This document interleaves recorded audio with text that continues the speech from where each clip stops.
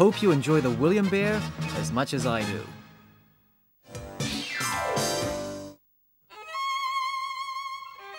And you know what they say, all good things come to an end.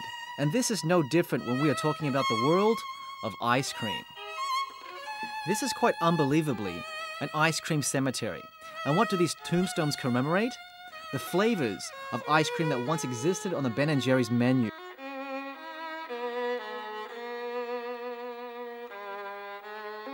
But no need to be sad because we still have so many flavors that are alive and well.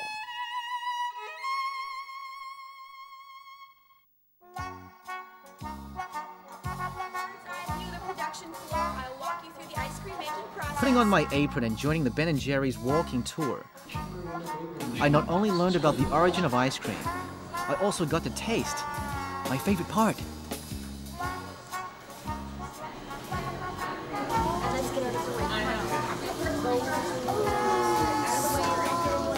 Alright, there's 2 rows for taking the samples. First, please take from the front and not from the back.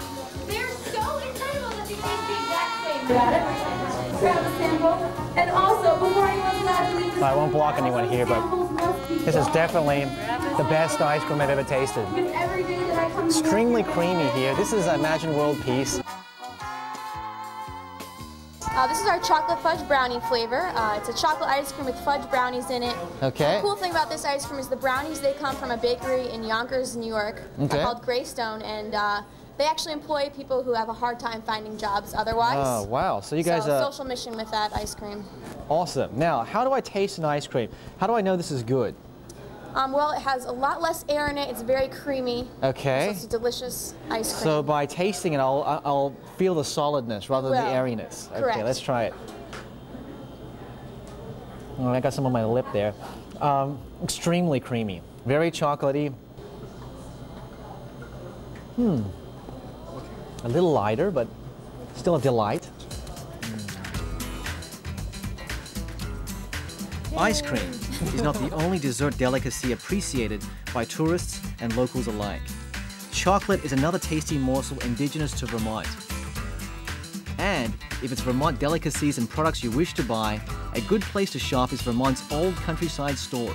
Established in 1859, the store itself is not only operational today, but also a historical relic that gives us a window of what Vermont was like back in the good old days.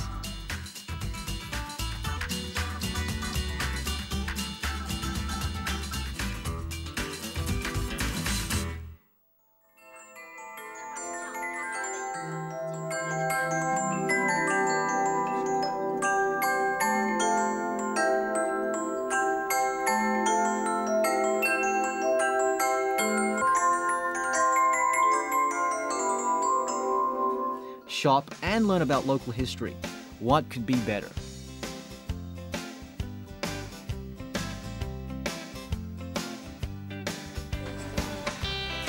$15? Yep. That's very good. You really want to? Yeah, actually. Okay.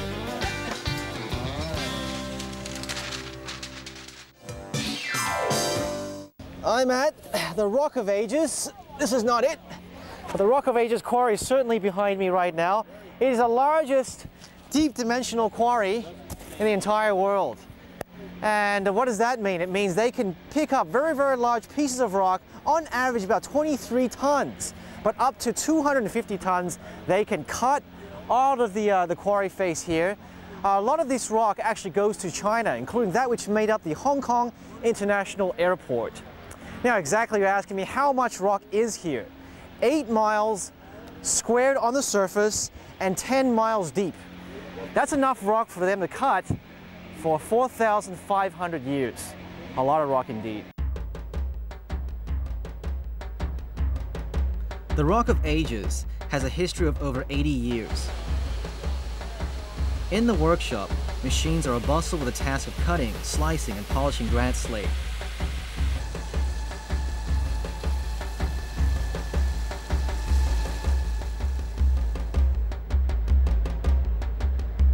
But machines aren't the only ones making an impression on the granite slabs. You can also make your mark in your own Rock of Ages. Okay guys, so this is it. So coming to this illustrious state, we must try something very cool, which is called sandblasting. So speaking of the Rock of Ages, I'm going to take back a personalized souvenir of a moose in Vermont. So this animal, the moose, is indigenous to this lovely place. So let's blast away.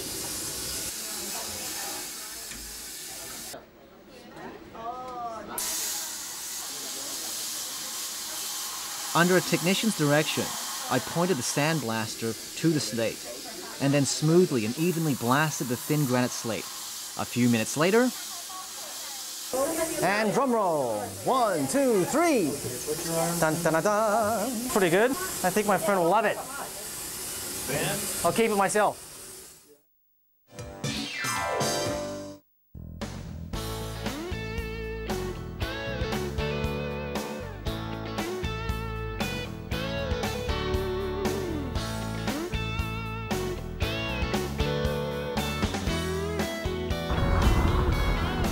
So I'm coming from Burlington to the resort town of Stowe.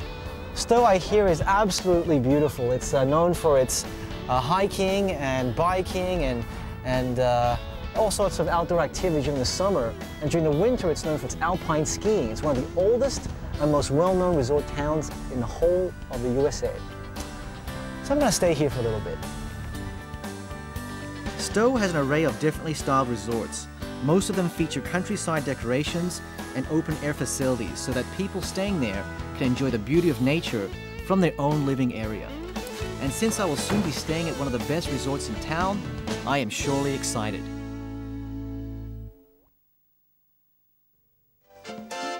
Relaxing, energetic, or adventurous? What do you expect resort life in Vermont to be like? Coming up on Getaway, I will show you how fun and hospitable resort life in Vermont can be, so stay tuned.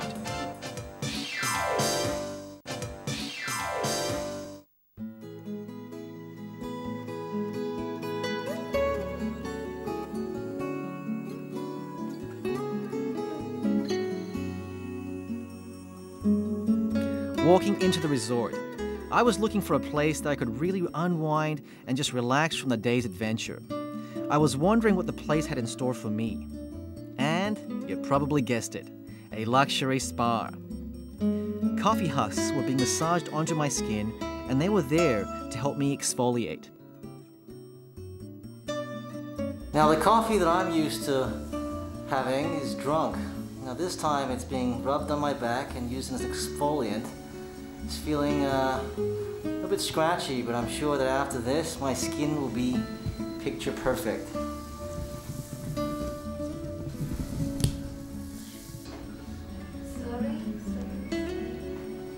One unique thing about this spa was the multi-spout faucet used to massage and cleanse my back. The warm jets of water soothed my skin and helped me find the relaxation I was looking for.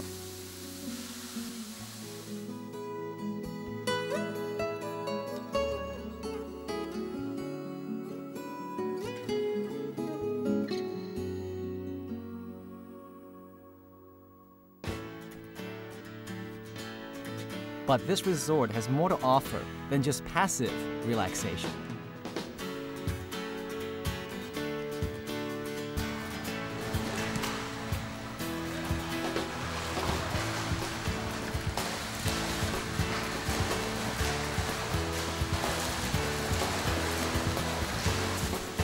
But what makes this particular resort one of a kind is its hot air balloon rides.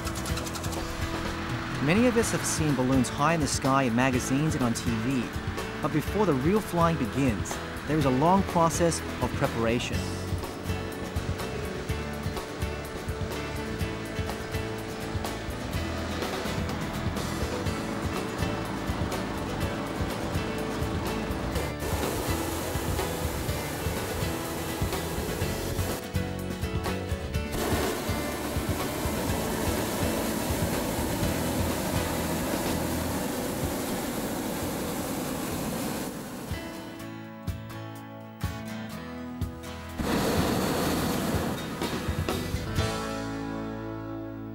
When do you usually fly during the day? We always fly first thing in the morning at sunrise or shortly after sunrise. or just before sunset in the evening. And the reason for that is that we want to have some wind to go up and fly and be in the sky, but we don't want to have a lot of thermals. We don't want to have too much wind. And in the middle of the day, you tend to get too much winds. You get a lot of thermals. And because we've waited for the fog to lift this morning, we're kind of right. You know, we'll fly now, but if it got much later, we'd probably not. Okay. Right here. Okay. Step on that. Hold this.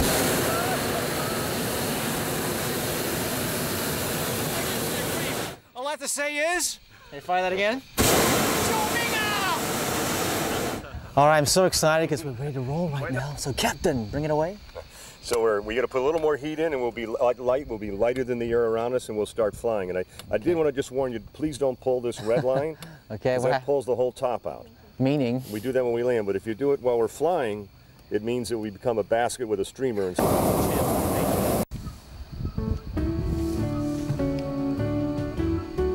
Oh wow! Oh my gosh! So a lot of people, I'm sure, are very curious as to, is it possible to steer a hot air balloon once it's in the air? just giving it a little heat so we can stay in the air. Okay. Basically, no. You are the wind. We're like a cloud. We can be in a 20-mile-an-hour or 15-knot wind, and you're not going to feel anything. Okay. We're just going to blow with the wind. Now, I can go to different altitudes and try to find different winds. Okay, which go in different directions. And take me a little different direction. But we're always going, as the sailors say, downwind. I mean, we're going to go just like a cloud. If you look at the clouds, if we're at the same altitude, that's the direction we're going in. Unfortunately, luck was not on our side that day. We had a dense fog which prevented us from flying really high. Since this was my first time in a hot air balloon, it was still exhilarating for me nonetheless.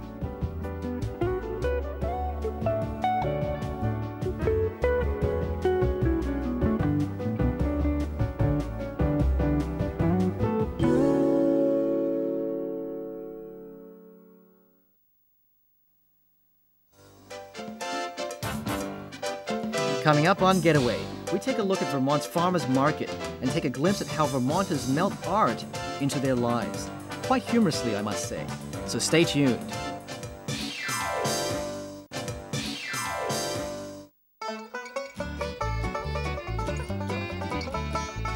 This market opens every Sunday, and compared with Shanghai's wet market, it's not on as large of a scale, but it does contain products and a feel that is much different from what we are accustomed to in China.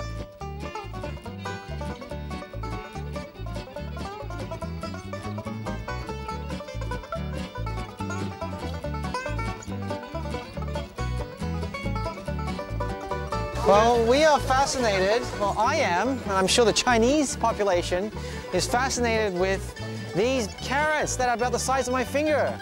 Yeah. Okay, so what is the taste of these carrots and how did you make them like this? Is this just their species? So this is a new young planting, so this is thinning. These will Okay. get to be big carrots, but these are young and nice food. Oh, that's really good.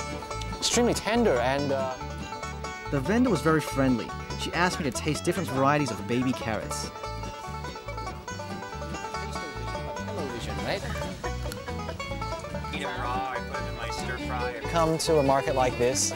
You know, we have long winters and farmers markets. I think you want to be outside as much as possible. It's just, you know, about building community, and it's not just about the fresh vegetables, but it's also about, you know, you can get breads, you can get local products. And they're all local grown. Local grown, and you get to see what other artists kind of make, and it's kind of fun.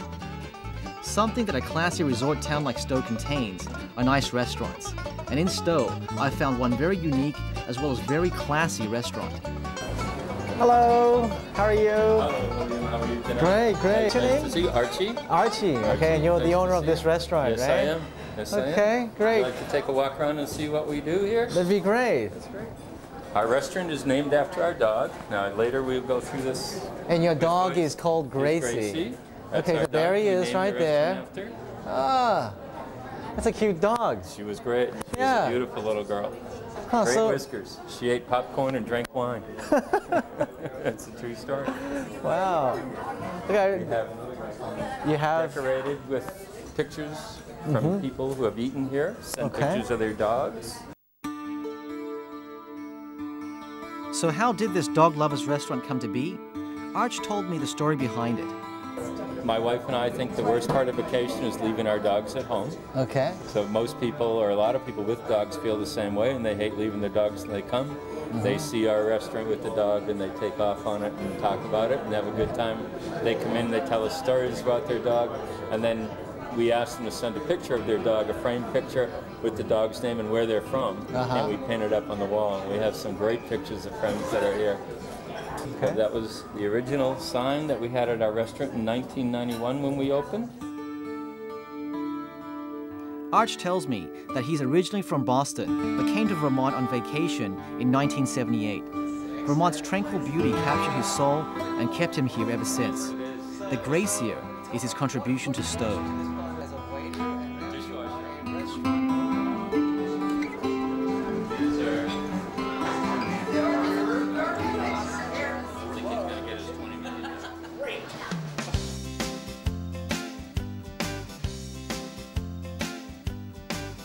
Leaving Stowe, we drove onward to Bennington, another beautiful town. The town has a strong artistic vibe. In Bennington Arts Center, you can enjoy the works of many local artists.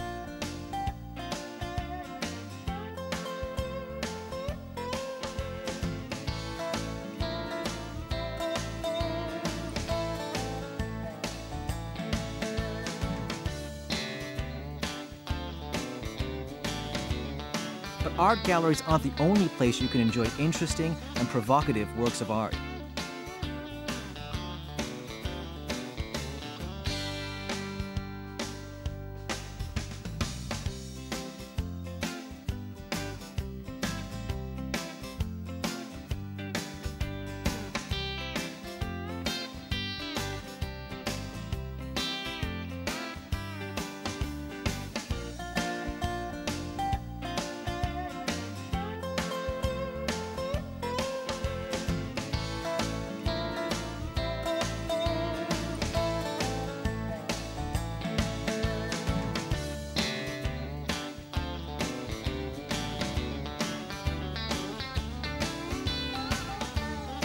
And there are times when you confuse art and real life.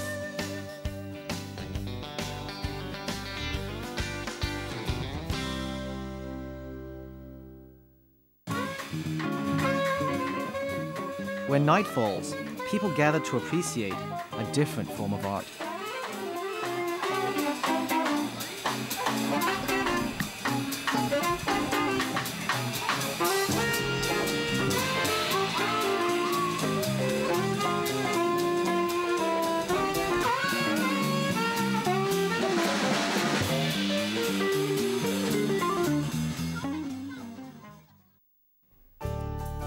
Next week on Getaway, we fly to Central Europe.